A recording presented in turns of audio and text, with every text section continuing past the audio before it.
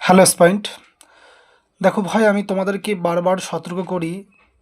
যদি তোমরা মানে হীনমন্যতায় ভোগো এবং যদি পড়া থেকে তোমরা দূরে সরে যাও, অথবা যদি কিছুদিন না পড়া করে এক মাস 2 মাস এভাবে কাটিয়ে তারপরে যখন নোটিফিকেশান আসলো তখন যদি পড়া শুরু করো, তাহলে কিন্তু আর ভাই টানতে পারবে না।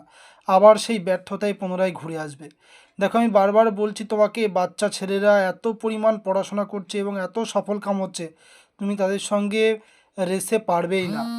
আর আমার যত স্টুডেন্ট আছে, তো যেমন একটা ছেলে 2024 সালে কোয়ালিফাই করেছে, এখন সে এই কদিন পড়ে আমার কাছে পড়ে শক্তি, সে কিন্তু এখন তোমার ইন্টারভিউ ক্র্যাক করে নিয়েছে, কারেক্ট?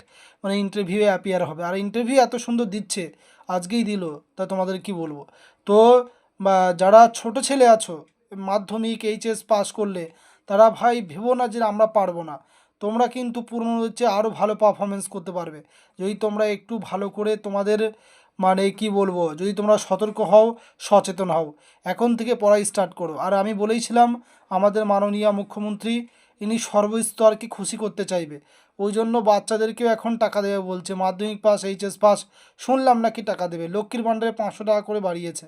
সবাইকে, সর্বস্তরকে খুশি করার জন্য উনি বাড়াচ্ছে, কারণ বিহারের যে ইলেকশনের ফল ও ইফেক্ট পড়েছে, উনি ভালো হারে হারে বুঝতে পারছে। ফলে ওয়েস্ট বেঙ্গল পুলিশ খুব দ্রুত বেরাতে চলেছে, আমি বলে দিলাম।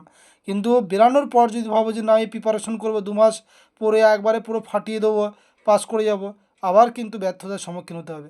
এখন থেকে প্রিপারেশন করো, আমি বারবার বলছি, বি প্রিপেয়ার ফর দ্যাট। নাহলে আমার কথাটা মনে পড়বে যে আমান বলে একটা ছেলে ছিল, বারবার বলেছিল, আমরা শুনিনি। যেমন আমরা শুনিনি, আমান ক্লাস করতো, বারবার বলতো কোয়েশ্চেন হার্ড হবে, সবাই বলতো সহজ হবে, অনেকজন বলতো সহজ হবে, তো আমানের কথা শুনিনি, আজকে আমার এই ব্যর্থতার সম্মুখীন হয়েছি। তা আজকেও বলে দিচ্ছি, মমতা বন্দ্যোপাধ্যায় সবাইকে খুশি করতে লেগেছে, তোমাদেরও হিউজ ভ্যাকান্সি বাড়াবে। এবার যদি তোমরা প্রিপারেশান না করো এখন থেকে, তাহলে কিন্তু ভাই ভয়ানক অবস্থা হবে তোমার। তো যাই হোক, এইটা আমি বলার ছিল।